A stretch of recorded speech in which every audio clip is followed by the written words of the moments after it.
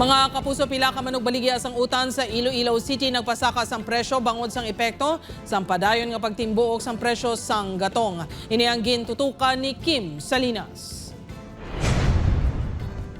Mabatsagan man sa sektor sang agrikultura ang epekto sang pagmahal sang presyo sang gatong. Ang pila ka vendor sa mga utan sa Iloilo City nagpasaka sang 10 tubto 20 pesos kada kilo sang pila ka produkto. Ang Bombay nga 80 pesos lang kada kilo sang nagligan ni semana, subong 100 pesos na. Halin sa 100 pesos, 120 pesos na ang kada kilo sang presyo sang ahos. Inimangod kuno sa dugang nga gasto sa pag-transport sa mga produkto. Halimbawa sa repolyo, halin sa 680 pesos kada bag, nahimo na ini 740 pesos kada bag. Nagmahal naman o mahal gasolina. Ang akong kargador, akong tricycle. O, dira ko kita yakwaon. Siyempre, mapasaka man ko kay mahal to akong kuha. Apang may pila man ka vendor nga wala nagpasaka sa presyo, bangod wala man sa pagtaas sa ila ginakuhaan sang inog baligya. Pero kung magpasaka sila ba?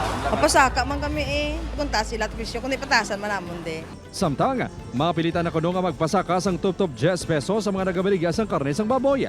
Inimangon nagpasaka man sang presyo ang kada kilo ang ila supplier. But siningon kung sa 40 kilo nga baboy, 400 pesos ang dugang sa ila kapital. Nga bawiyon man sa mga konsumidor agod makaginansya. Paminsan ron nanay na kung pasaka ako kay kundo pigado gin man. Di ba pasaka ako.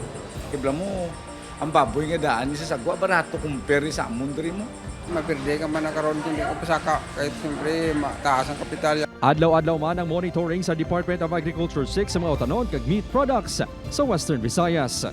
Muligay lang kita subong no kay krisis giit kag kung pwede kita matanong-tanong man sa likod balay naton o sa mga misitira. Upod kay Hans Desierto, Kim Salinas, 1 Western Visayas.